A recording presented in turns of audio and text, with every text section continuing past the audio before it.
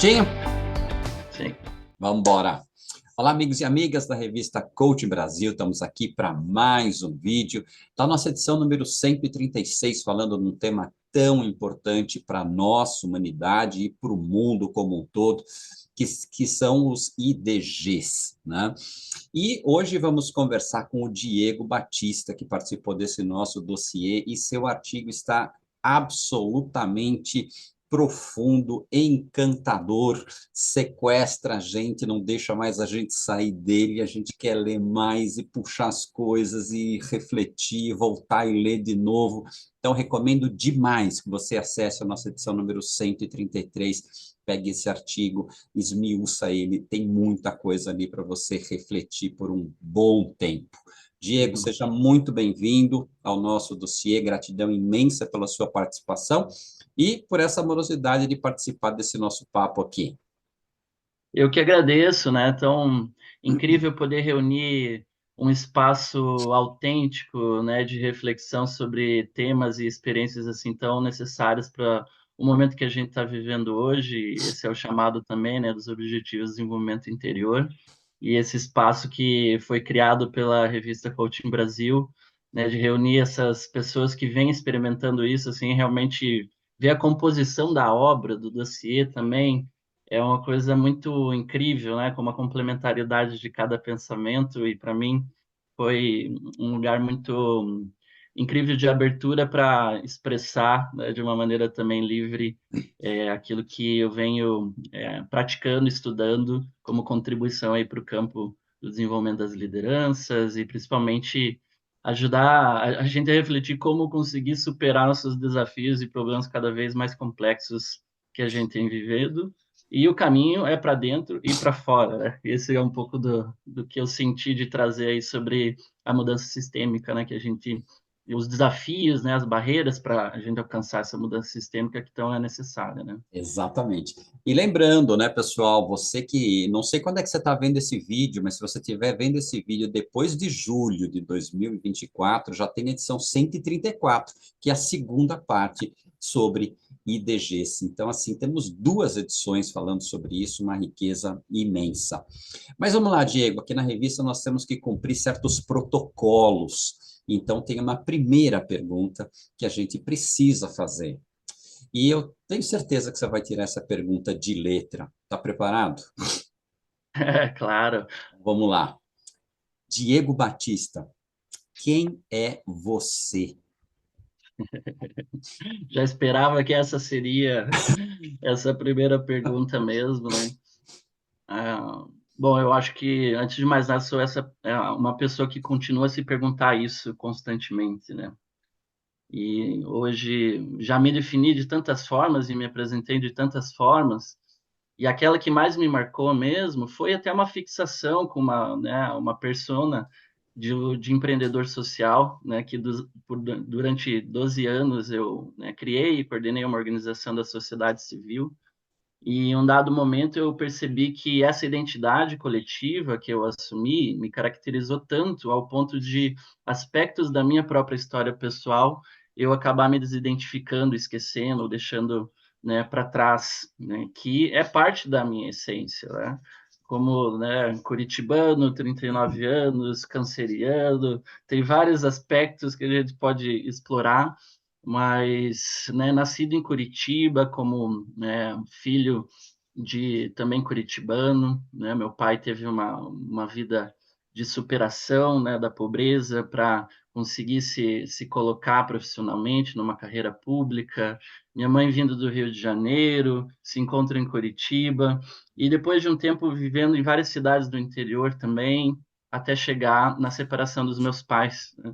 E esses foram eventos assim que dizem muito mais sobre quem eu sou e como eu fui formando a minha personalidade, a maneira de lidar com o mundo e com as coisas, do que exatamente as respostas mais objetivas, né? E por um lado me levou a buscar, né, um sentido de vida, me perguntar não só quem eu sou, mas o que eu posso fazer para o mundo.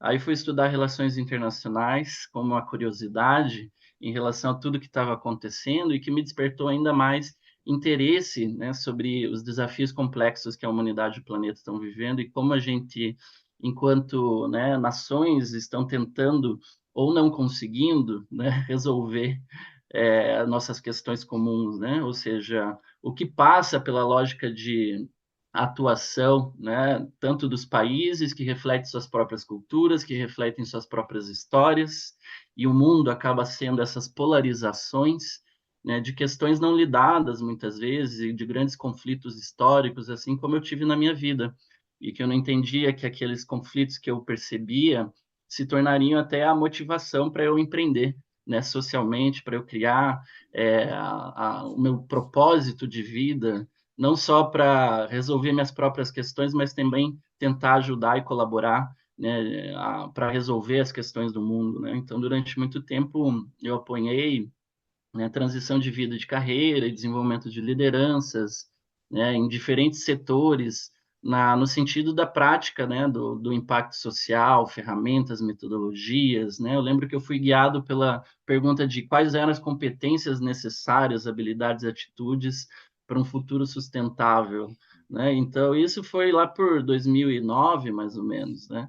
E aí foram muitos processos até novamente chegar nessa pergunta novamente aqui, né, no sentido dos próprios objetivos do momento anterior, e eu estou contando a minha história de uma maneira tão autêntica que eu não tinha acessado isso ainda como eu estou falando agora. Nossa, olha só, tem uma volta a uma espiral de uma mesma motivação. Então, para mim, isso é essência.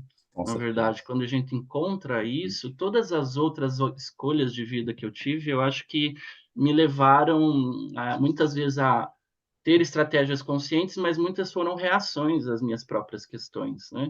Então, todo esse momento de me perguntar quem eu sou novamente, quem eu posso ser ou quem eu estou me tornando, se tornou algo tão natural para mim, que depois desses 15 anos atuando também né, tanto como empreendedor social, depois com consultoria para diferentes setores, como professor universitário, que eu me tornei também, eu me permiti sair de todos esses rótulos e viver um processo de mais ou menos aí uns 5 anos de mergulho interior, perguntando novamente, né?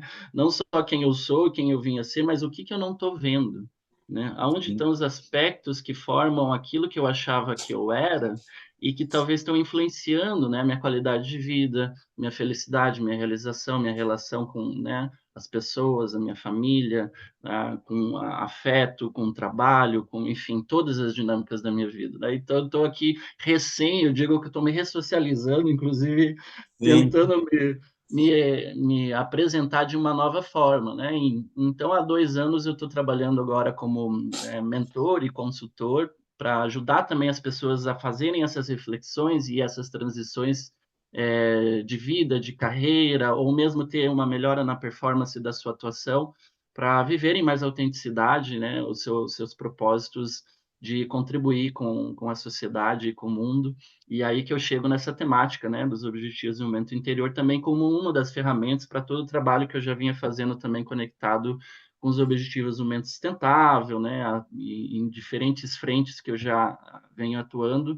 Então, hoje eu sou essa pessoa que tem buscado integrar a dimensão interior e a dimensão exterior, tanto dentro de mim, na minha própria prática, como no trabalho que eu venho experimentando aí, testando nos últimos tempos também. Pois é, então, eu sempre penso assim, cara, você está com 39, né? Eu estou com 64. Aos 39 eu fiz uma grande transição, que foi deixar uma grande multinacional, depois de 20 anos lá como gerente, coisa e tal, e começar no mundo novo, que é o mundo da consultoria, onde eu estou até hoje, 26 anos já. E, e assim, cara, eu sempre penso, meu, tudo isso que você falou de se autoconhecer e saber quem é você, o que está fazendo aqui, até os 100 anos, eu acho que a gente vai ter uma visão um pouco melhor de tudo isso, né?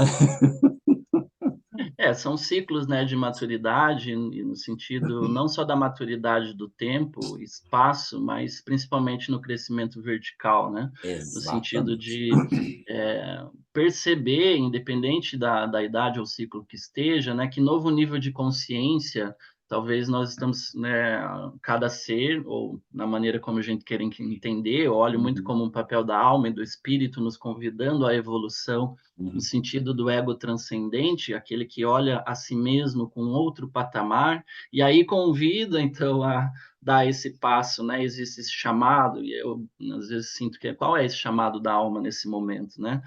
O que a vida está nos convidando a exercitar de novos padrões de comportamento, novas crenças, novos dilemas existenciais que vão ajudar a gente a dar esse salto e com certeza é algo quase ao longo das vidas, né? Que a gente vai Exato, viver esses ciclos de exato. evolução.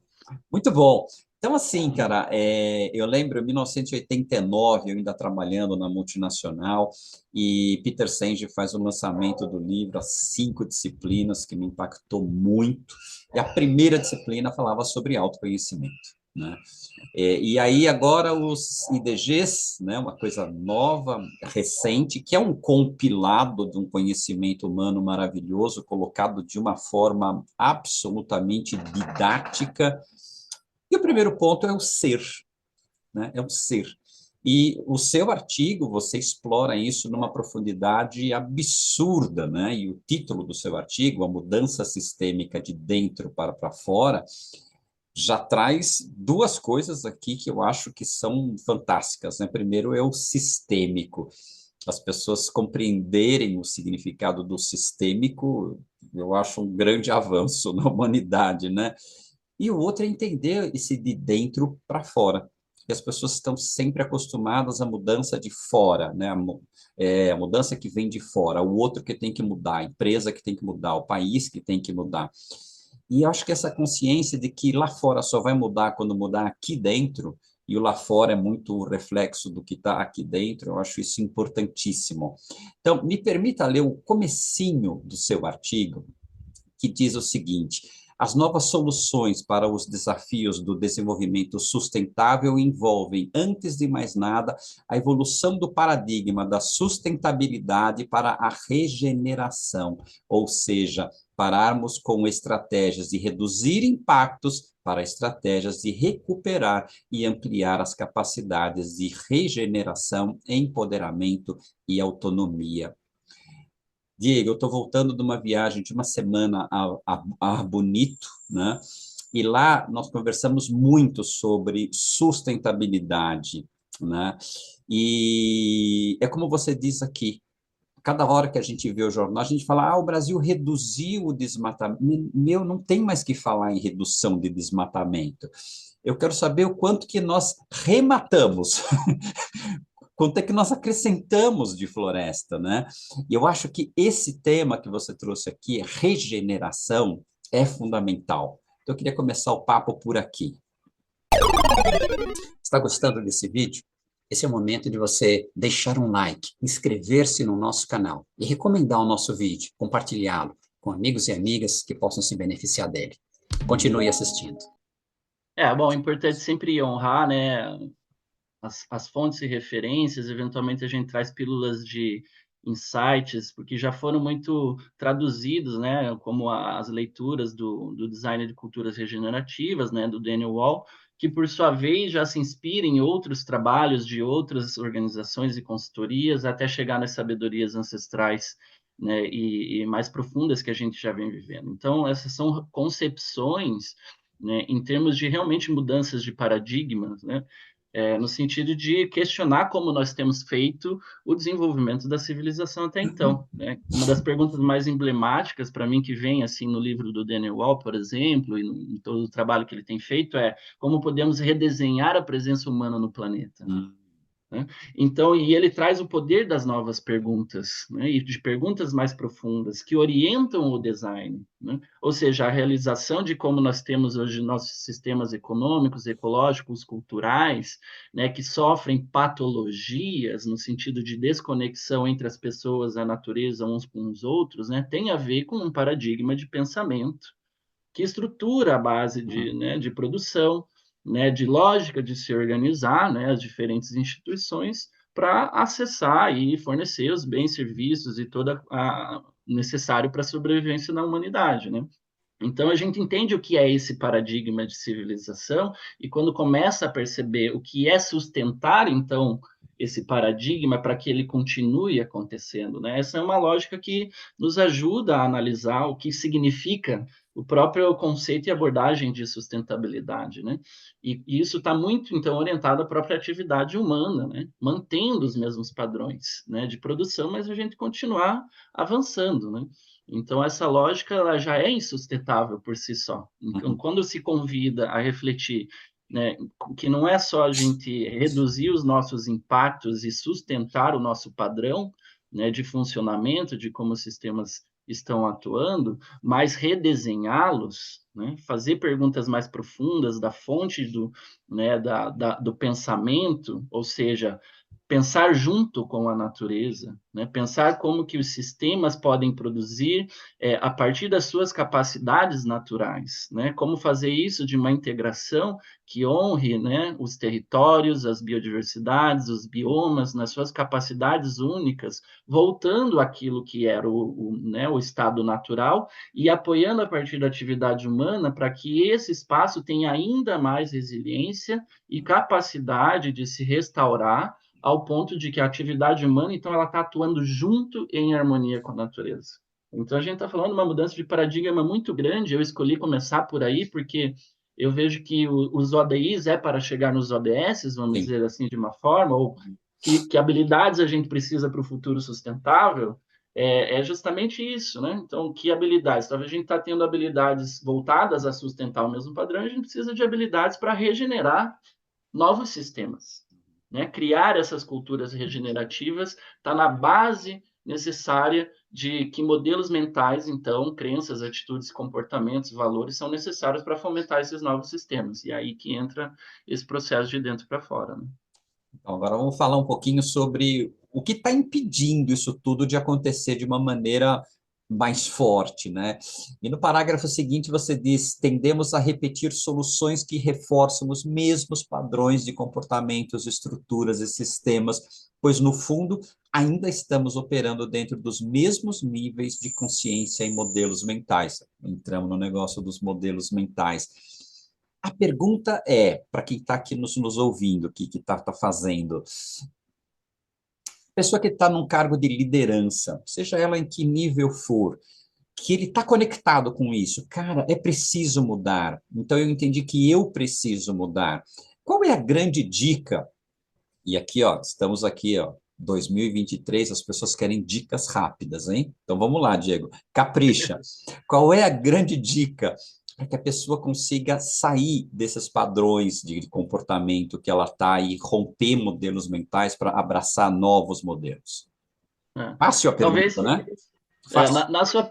sim, na sua pergunta eu acho que ela já traz a resposta, porque a gente precisa de dicas rápidas. Eu acho que esse é justamente o problema, porque a gente não aloca tempo e espaço Uhum. suficiente na rotina, no plano de trabalho, no desenvolvimento de competências, nos processos de transformação de cultura organizacional, nos encontros e oficinas de cocriação de projetos, de design de inovação, de planejamento estratégico, de diálogo com stakeholders para fazer essas perguntas e ter esses espaços necessários. Então, e para mim isso é muito estratégico no sentido de que se a gente aloca mais atividades, práticas, processos, espaços na nossa própria dinâmica de rotina de vida, de trabalho, assim como dentro, né, dos espaços organizacionais, né, essas questões elas naturalmente vão ser acomodadas como parte integrada da atuação exterior, né? Ou seja, isso não é algo somente sobre bem-estar e qualidade de vida, que isso já deveria ser motivo suficiente para darmos uma desacelerada para olhar para nós mesmos, cuidarmos de nós mesmos, trabalhar nossa mudança de pensamento, de emoções, de crenças, de valores, investigar a nossa história, reconhecer como que os nossos padrões de personalidade talvez contêm diversos pontos cegos e sombras e priorizar o processo de autoconhecimento, que hoje, numa liderança, para mim, o trabalho da humildade e da vulnerabilidade sejam capacidades tão avançadas que geram conexão emocional, social, inspiram as pessoas ao redor a também se tornarem mais seguras e autênticas para buscarem os seus próprios processos, abrirem sobre suas dificuldades, pedirem ajuda, reconhecerem suas próprias falhas, no sentido de termos comportamentos que eventualmente fazem mal a nós e ao ambiente onde nós estamos, e poder buscar um processo de reconciliação consigo mesmo e com as outras pessoas ao redor. Ou seja, né, isso tudo assim é tão influente, né, no nosso dia a dia, e em última instância, para mim, assim, a gente pode falar que tem a ver com a performance, tem a ver com a produtividade, tem a ver com desempenho, né? Ou seja, quanto mais nos conhecemos e avançamos no nosso crescimento pessoal, no nosso desenvolvimento vertical, mais fluidez, mais qualidade, mais profundidade nós temos no ambiente externo. Então, a Uhum. relação com as pessoas e com a equipe ela é muito mais produtiva, muito mais né, recíproca, muito mais orientada aos resultados coletivos que estão, né, buscando.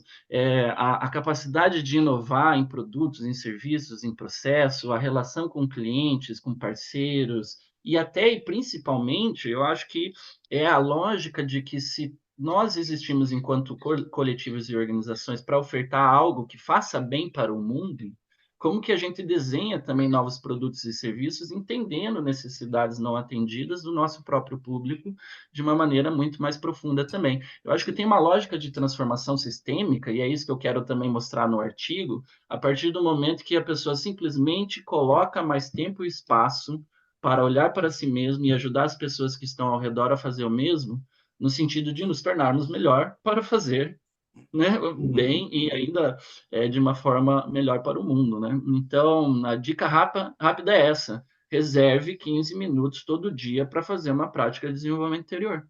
É Uhum. isso, né? E tente criar esses espaços dentro das suas equipes também, né? Ou seja, quando a gente começa qualquer atividade em grupo, né? Muitos já adotam esse processo de fazer o check-in ou de fazer um processo onde a gente pode chegar juntos, nos centrar juntos, escutar uns aos outros, e aí sim, né, criar ali uma coesão de grupo, onde as pautas e agendas que vêm em seguida têm uma alta receptividade, uma capacidade cognitiva e relacional muito maior, onde a qualidade de tomada de decisões, muitas vezes, que evitaria aí 10 reuniões para frente, poderia ter resolvido só pelo fato de a gente ter reservado um pouco mais de espaço para esse processo de olhar para nós mesmos, mudar as nossas, né, perguntas, olhar nossos modelos mentais, né, investigar um pouco as dinâmicas ocultas que estão influenciando individualmente e coletivamente, que nos impedem de avançar para aquilo que a gente quer criar juntos, né?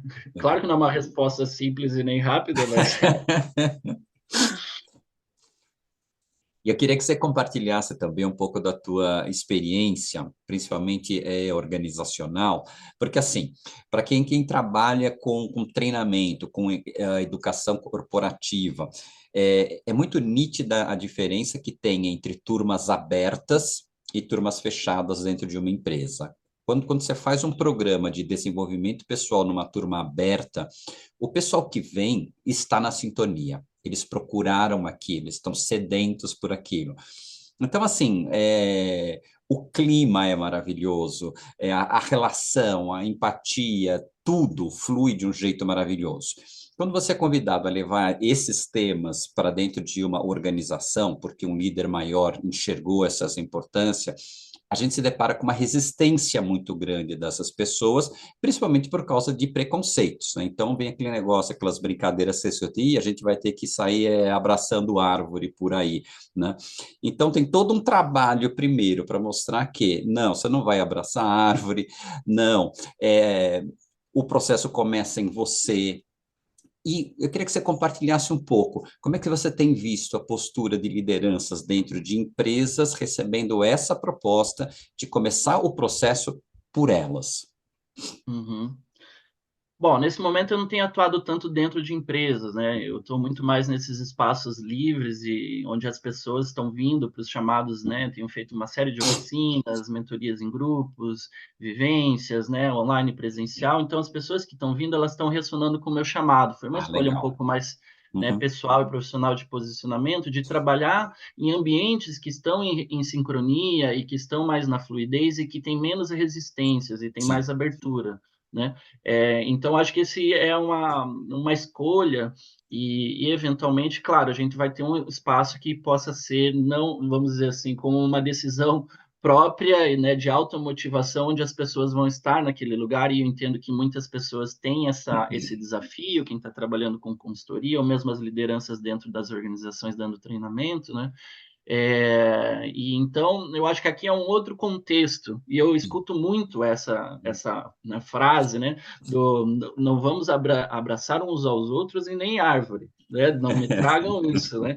Ou seja, eu acho que tem que ter um cuidado de fato, porque essa fala ela já tem uma característica de modelo mental e de nível de consciência Uhum. do que está por trás. Então eu geralmente não estou olhando tanto para isso, mas o que precisa ser feito, então, antes, necessariamente, de acordo com o modelo mental e o nível de consciência onde se está. Uhum. Né?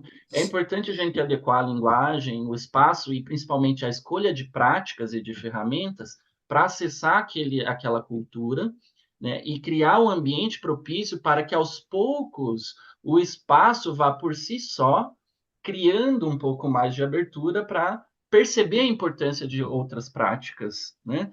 Então, chegar no nível de abertura onde as pessoas conseguem se conectar emocionalmente e às vezes até com o corpo, com o toque, às vezes tem ainda muitas barreiras e resistências que precisam ser trabalhadas antes Sim. disso, né? Pessoas que talvez não perceberam, né, o valor da conexão com a natureza, ou não tem espaço e tempo para se conectar com a natureza, ou faz isso de uma maneira muito, né, momentânea, ou no seu histórico de vida não foram expostas tanto a isso, né? Estão priorizando outras questões, não vão conseguir perceber o valor, né, simbólico, e que não é necessariamente sobre abraçar árvores, Uhum. né? Mas é sobre o efeito, né, de mudança de percepção, onde nós começamos a nos conectar novamente com a natureza maior e todo o sistema vivo e todos os ciclos que Uhum. nos envolvem para além do humano e da nossa atividade organizacional. Né? Principalmente que a gente está falando que grande parte das empresas elas têm um impacto ambiental profundo. Sim. Então, por que a gente não conseguiu ainda também reverter impactos ambientais das grandes empresas? Porque, em grande parte, as lideranças e os times, elas estão desconectadas da natureza, do Uhum. funcionamento dela, né? Então, a pergunta que eu tenho feito, se eu compreendo hoje desconexões em determinados grupos, que práticas eu vou fazer para, aos poucos, ir permitindo reconstituir as bases necessárias para que a conexão possa acontecer e que não é o que eu vou propor, então vamos abraçar uns aos outros e a natureza, mas esse espaço vai emergir naturalmente porque o nível de consciência já percebeu o valor disso, está aberto para receber essas novas experiências, né? Então temos que reduzir. Então, no sentido perguntas onde é, fazemos que as pessoas possam se reconectar com a sua natureza interior antes de mais nada. Uhum. Né? Sim. Então, né, tornar esses espaços muito mais orientado ao interesse genuíno de conhecer aquelas pessoas em sua individualidade, ao ponto delas começarem a falar: nossa, eu sou importante, então eu não estou aqui só para cumprir um treinamento, mas eu estou aqui porque existe um valor humano mesmo, onde a gente pode aqui se desenvolver junto, crescer juntos, e isso é pessoal, isso tem a ver com eu ser reconhecido, ser validado, né? Eu acho que o primeiro passo de espaços onde as pessoas são colocadas para treinamento que não necessariamente elas escolheram, né, os facilitadores e pessoas que estão ali, conseguirem criar um momento adequado para que as pessoas sejam valorizadas, honradas, reconhecidas e consigam ali, então, falar, né, nossa, eu posso olhar para mim, tem um espaço para, né, perceber aqui coisas que são da minha vida, que vão melhorar na minha qualidade de vida. Depois disso, eu Exatamente. venho propondo a importância do treinamento técnico, talvez, que eu estou Uhum. ofertando aqui para o desempenho dessa pessoa e desempenho da organização, né? Então, são, enfim, alguns caminhos aí para quem estiver desenhando esses tipos de treinamento, seja nos ambientes mais livres ou nos ambientes organizacionais também, né? E é muito legal isso que você falou, porque você fala, eu trabalho em ambientes onde as pessoas vêm até aqui. E essas pessoas trabalham dentro de organizações, e elas levam isso para também as organizações, né? Então, elas passam a ser elementos semeadores, são elementos polinizadores. E uma coisa que eu observo muito é as pessoas, depois que elas passam por processos assim, de autodescoberta, alinhamento, enxerga que tem muito mais, e ela volta para dentro da empresa, ela começa a querer mudar a empresa, ela quer colocar esses elementos ali dentro para tornar a empresa melhor, mais humana. E quando ela não consegue, porque os valores da empresa são outros, essa pessoa descobre uma coisa importantíssima, que ela está no lugar errado. Então, aí ela passa a ir procurar outras organizações mais alinhadas com os valores dela, com o jeito dela, até onde ela possa ser mais competente em polinizar isso e fazer uma transformação maior, né? É, esses são casos também que eu tenho recebido nas mentorias individuais em grupo que eu tenho feito, assim, muito comum. E aí a conclusão que nós fomos chegando é que talvez tenham dois caminhos. Um é, existe um aprendizado e um processo, inclusive, né, de transformação interior que essa experiência adversa está me convidando a exercer, e isso pode ser, talvez, encarar e desenvolver novas habilidades para lidar dentro do ambiente adverso, superando ao ponto de que aquilo não mais aflija necessariamente, pode ser um caminho se a escolha é ficar dentro da organização, né? E isso é muito interessante também, porque é um convite a aprimorar determinados aspectos, trabalhar sombras, trabalhar várias questões ali que podem ajudar no desenvolvimento dessas pessoas. Agora, certamente tem um caminho que é a transição, né? Essa transição em termos de quanto mais autoconhecimento, mais autoestima e confiança, mais firme eu tomo escolhas, não só por status, carreira, dinheiro, né, segurança, estabilidade, mas por realização pessoal, por alinhamento com valores e sentido Uhum, de propósito uhum. porque é isso que na essência também inibe a auto-performance das pessoas dentro das organizações. Ser humano precisa fazer as coisas que fazem sentido para ela. Exatamente.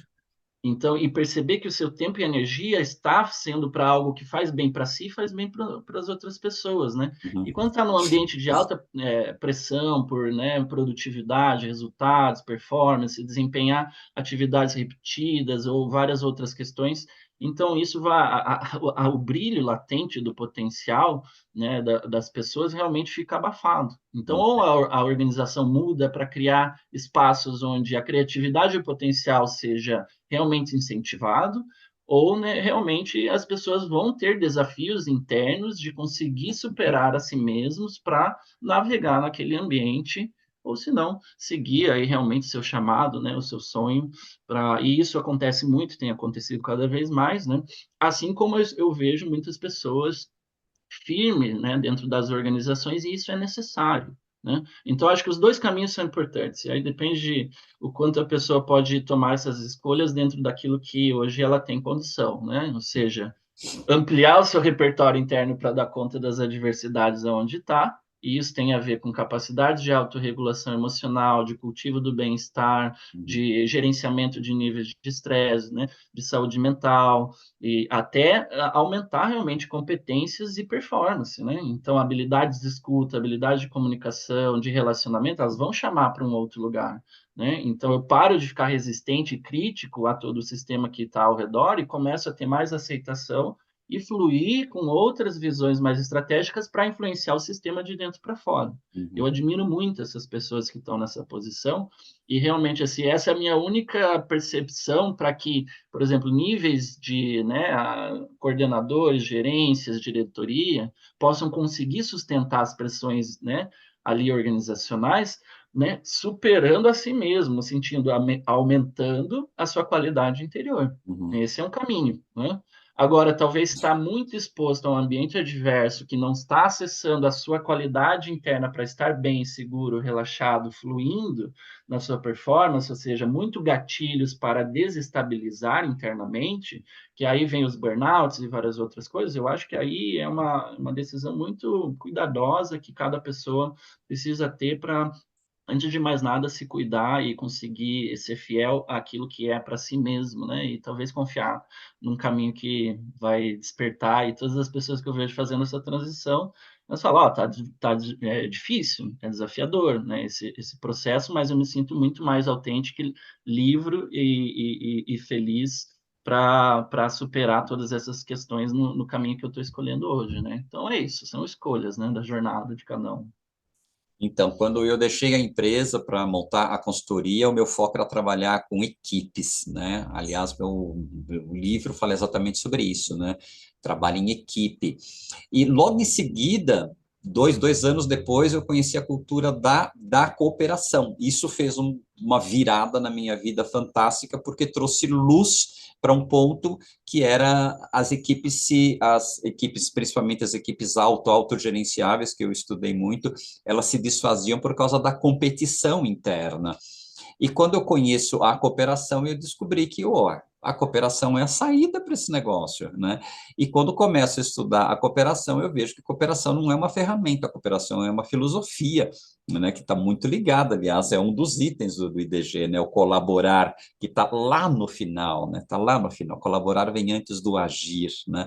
Então, assim, tem um trecho aqui do seu artigo que você diz: o paradigma da eficiência e produtividade acabou nos afastando também das perguntas essenciais sobre necessidades fundamentais não atendidas, como o reconhecimento, validação, acolhimento e autenticidade. Então, quando eu comecei a trabalhar, você falava muito em equipes de alta performance, e eu ficava me questionando: alta performance para quê? Só para gerar mais dinheiro para a empresa? Esse alta performance tinha que ser alta performance humana, alta performance relacional, e não se falava sobre isso, né? Então, agora a gente está falando disso, né? Alta performance relacional, alta performance em diálogo, alta performance empática. Então, essa mudança parece que está vindo e cada vez você encontra mais pessoas falando sobre isso, né? Com certeza, né? Essa transição, né, da produtividade para empatia foi uma grande revolução, né? Continua sendo ainda. O próprio conceito de design thinking, ele invocou muito, né, esse mindset no sentido do trabalho de empatia e vários outros, né, enfim, referências também do desenvolvimento de liderança, né? É interessante que os ODIs, eles começam a trazer muito mais também a percepção da compaixão, Uhum, enquanto salto, né, nesse sentido. Então, ou seja, o que, que é né, times orientados à compaixão, né, lideranças que trabalham a autocompaixão e a compaixão com os outros, né, como são o trabalho de relações dentro dos espaços organizacionais baseados na compaixão. Né? Isso revoluciona a nossa forma de pensar e de agir e de colaborar, porque realmente está fazendo a valorização de aspectos que talvez não eram tão valorizados no ambiente organizacional, como a questão da saúde mental e emocional. Né? Então, é claro que sair atingir metas para aumentar lucro, para ter mais bonificação, para vários outros estímulos que se tinha ao desenvolvimento das pessoas, para passar para a empatia de conseguir reconhecer o que, que é único para cada pessoa e como que né, se criam espaços onde a gente consiga realmente valorizar os aspectos e a contribuição de cada pessoa, as suas necessidades únicas, né? Para chegar na compaixão, onde, antes de mais nada, cada pessoa percebe dentro de si mesma as suas pressões internas e fala: tá tudo bem, eu posso relaxar um pouco, eu posso sair dessa pressão, né? Eu posso escutar e sentir meu corpo, o que que ele está pedindo, sentir minhas emoções, o que que está aqui dentro, consigo nomear isso, tenho repertório para, né? Consigo perceber a influência de que o meu corpo e as emoções têm na minha capacidade cognitiva comportamental, né? E o quanto eu consigo entrar num estado de muito mais qualidade de trabalho, de performance, de produtividade, quando eu tenho, antes de mais nada, esse raio-x interno e me aceito. Isso é compaixão consigo mesmo, uhum. né? Conseguir diminuir suas próprias pressões internas. E aí, quando eu faço isso com um, e só quando faço comigo mesmo, eu consigo fazer com o outro. Exato. Né? Então, como são lideranças compassivas, inclusive, né, você citou o Peter Senge, a contribuição do Peter Senge para o movimento dos ODIs, e hoje a atuação dele está no que ele chama de sistemas compassivos ou lideranças compassivas. Uhum, Né? E aí ele está trazendo um novo repertório também de práticas nesse sentido, mas que tem muito a ver com isso. Né? Talvez vocês lembram da escada da inferência. uhum, Ele tá trazendo a escada da conexão ou da conectividade, uhum. agora como uma ferramenta também complementar para a prática de sistemas organizacionais baseados na compaixão. Como a gente cria esse espaço dentro das organizações para que a pergunta não seja mais, né? Então, assim, a autogestão, o autogerenciamento, a gestão colaborativa, né, a sociocracia, os sistemas mais circulares não deram certo, porque talvez não se tinha esse repertório e essa base cultural de atitudes e comportamentos necessárias para que esses sistemas novos funcionem. Então, isso é sobre a gente reconectar. Se a gente tem trabalho né, de autonomia, empoderamento, empatia, compaixão e de atenção plena, bem trabalhado né, dentro das competências internas das pessoas, essas pessoas vão se relacionar e criar organizações e equipes autogerenciáveis, né, de autogestão, orientadas, né, a propósitos compartilhados, naturalmente. Uhum, exato. Né? Então, aí sim, as metodologias, sistemas e ferramentas que estão atuando com esse nível de consciência podem dar certo e a cultura tem um espaço propício para que esse nível de consciência possa ser assentado em práticas, né, em processos na gestão da organização, né? É muito interessante, grato por essa pergunta, mas realmente a compaixão é a bola da vez, né? Bola da Atenção vez. plena e compaixão são as ferramentas aí que estão, eu acho que são as grandes inovações, né? As organizações gostam disso, né? Então, não à toa que a saúde psicológica é uma das portas de entrada nesse sentido, né? Os trabalhos de saúde mental. A gente teve aí a legislação de saúde mental nas empresas também agora, né? Como um marco. Inevitavelmente, né? Os gestores, as gestoras vão se perguntar, né? Então, como que eu faço isso, né? E aí, eu acho que essas são as práticas. Adota práticas de atenção plena, de compaixão e de trabalho de empatia, que, né, com certeza, no médio prazo, aí vai ver os times e organizações florescerem muito mais do que elas estavam estagnadas, tentando ter soluções técnicas que não estavam resolvendo. Exato. E para fechar esse nosso papo aqui, Diego, é, você usa uma palavra aqui no final do seu artigo que é fundamental para que tudo isso aconteça, que é a reconexão. E aí você coloca em 3 tópicos: reconexão consigo mesmo, reconexão com os outros, reconexão com a natureza. Então vamos lá. Lembrando que nosso público gosta de dicas práticas. Dicas práticas para que as pessoas comecem a sintonizar numa reconexão consigo, com o outro e com o todo. Bom, eu trago todas essas questões porque estou sempre convocando novamente a reflexão do alinhamento da prática individual e organizacional com o mundo, aquilo que a gente está vendo acontecer na natureza, nas questões sociais, nos desafios econômicos, enfim, todos os problemas que a gente está vivendo, né? É um convite para que lideranças e organizações alinhem, antes de mais nada, os seus próprios trabalhos para resolver as questões que a gente está enfrentando no planeta e na humanidade. É sobre isso que a gente está falando dos ODIs, antes de mais nada, e todas essas práticas não são só pelo desenvolvimento individual ou organizacional, mas é para que isso esteja alinhado com aquilo que é importante para as pessoas e para o planeta, né? Para resolver os grandes desafios. Esse exemplo que eu trago é das mudanças climáticas. Também tem um outro exemplo muito parecido sobre sistemas de alimentação conscientes e regenerativas e vários outros temas que a gente está trabalhando. Por que não estamos conseguindo resolver nossos problemas sociais e ambientais? Uhum. Por que as empresas ainda estão na lógica de reduzir impacto nas pessoas e no meio ambiente, em detrimento da mesma atividade produtiva e organizacional?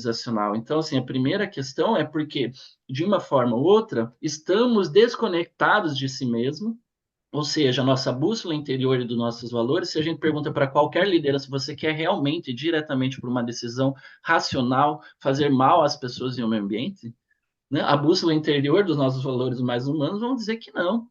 Então, ou seja, precisa da reconexão consigo mesmo, né? Com os nossos próprios hábitos, com as nossas próprias atitudes, com os nossos próprios valores, voltar para o que é importante para o ser. E quando a gente consegue fazer isso, nós conseguimos nos reconectar uns com os outros, né? Respeitar a diversidade de opiniões e as diferentes perspectivas e até compreender, né, o impacto que se tem em determinadas decisões na cadeia produtiva em diferentes territórios e pessoas ao longo dessa cadeia produtiva, né? Então, eu estou tão desconectado porque eu não sei quem está produzindo o meu alimento. Eu estou tão desconectado das mudanças climáticas porque realmente eu não consigo perceber essas relações dentro da minha vida. Então, por isso, reconexão. né? Então, a reconexão consigo, no sentido de voltar-se a relacionar com os seus próprios aspectos, reconexão com os outros, né, no sentido de realmente ter mais abertura e compreensão para se conectar com as pessoas ao redor, honrando, respeitando, valorizando a diversidade, né, e a reconexão com a natureza, que é realmente não só abraçar as árvores, mas isso é necessário, né? Existem várias evidências sobre o quanto a conexão com a natureza, passar mais tempo na natureza, né, até olhar e observar, né, isso traz os aspectos da qualidade de vida, mas também nos traz uma nova percepção de mundo, né? Então, hoje existem as soluções baseadas na natureza, o biomimetismo, ou seja, né, eu preciso entender o funcionamento da natureza para que a partir dela, então, eu consiga criar novos hábitos e novos processos, novas formas de me relacionar. Cada uma dessas, cada pessoa pode se perguntar que práticas eu uso para me reconectar comigo mesmo. Práticas eu posso usar para me reconectar com as pessoas? Que práticas eu posso reconectar com a natureza? Ou se a minha organização tem um impacto em alguma comunidade, em algum território, como que a gente se reconecta com essas comunidades, esses territórios, né? O bioma e o ecossistema ao redor, né? Dentro da organização, como a gente se reconecta com a nossa própria história pessoal e Uhum. organizacional, com o sentido, a missão e o propósito, como que a gente se reconecta com nós mesmos dentro da organização também, né? E isso vai fazer o que fora? Vai ajudar a gente a atuar entre diferentes stakeholders, por exemplo, em redes de atores, em ecossistemas que estejam atuando, seja nos temas da educação, da saúde, né, nas diferentes áreas da economia, seja na atividade né, das políticas públicas, ou seja, tem várias áreas de impacto, né? Com Então, certeza. novamente, quando as pessoas se reconectam, elas naturalmente vão ter uma percepção de impacto no mundo Uhum. diferente. Então, suas decisões e sua lógica de operação, elas vão estar mais alinhadas com fazer o bem para as pessoas, fazer o bem para o planeta. Pelo menos essa é a intenção, e por isso tem surgido como soluções, né, de diferentes agências, né, o PNUD, a ONU, corporações, governos, organizações da sociedade civil vêm adotando essas abordagens Bem, porque elas entendem que para resolver os problemas do mundo, antes de mais nada, não é sobre, né, a destruição ambiental, é sobre a ganância, né? É exatamente. sobre, né, outros aspectos. Então, como que a gente pode ajudar as pessoas nesse trabalho de reconexão como estratégias para que aí a gente mude as relações, as negociações, os acordos, a priorização de alocamento de investimento, criação de novos produtos, serviços, projetos, tecnologias que façam bem para as pessoas do planeta. Então a gente precisa se reconectar para que essas estratégias aconteçam e funcionem, né? Então é nesse sentido, não é só para as pessoas com elas mesmas ou para melhorar a sua qualidade dentro das organizações, mas para que isso gere uma maior consciência que aí chega, então, o sentido dos ODIs, que são essas qualidades de atitudes para o futuro sustentável para as pessoas e planeta que a gente quer criar, né? Fantástico. Diego, gratidão imensa pelo seu artigo, que está de uma riqueza que, se a gente fosse falar ponto por ponto do seu artigo, a gente ia ter que marcar uns 40 encontros aqui de 8 horas, porque é muito profundo. Então, gratidão imensa pelo seu artigo e por esse papo aqui que eu espero que ilumine a cabeça de muita gente. Eu que agradeço, realmente são muitos pontos assim, mas acho que essa conversa e as perguntas que você traz aqui ajudaram a gente a simplificar, né? Ou seja, existe uma complexidade, mas tem uma maneira prática de como a gente começar isso, e começa, né, com cada um de nós aí no ambiente organizacional e nos perguntando, né, o que que eu preciso, talvez, gostaria de desenvolver dentro de mim, que é aquilo que eu quero ver também acontecendo no mundo fora, né?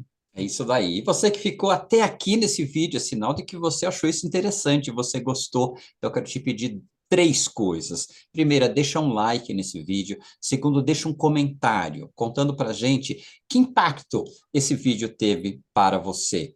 E terceiro, compartilhe esse vídeo com outras pessoas que possam tirar benefício dele, que possam também ampliar sua forma de enxergar a si própria, os outros e o mundo, para a gente construir um mundo melhor. Nos encontramos num próximo vídeo. Beijo no coração, pessoal. Até breve. E aí, gostou desse vídeo? Se esse vídeo fez sentido para você, A reciprocidade que eu te peço é você curtir esse vídeo, deixar um pequeno comentário e compartilhar esse vídeo com outras pessoas que também, assim como você, se interessam pelo desenvolvimento humano. Inscreva-se no nosso canal para receber mais atualizações sobre novos vídeos que estamos fazendo. Se você busca conteúdo de qualidade sobre desenvolvimento humano, considere assinar a revista Coaching Brasil. Estamos há 10 anos no mercado, 121 edições, muitos temas que vão agregar muito valor à sua carreira, ao seu pensamento, às suas reflexões. Venha conosco. Como assinante premium, você pode acessar todas as nossas edições e você paga apenas R$ 29,90 por mês.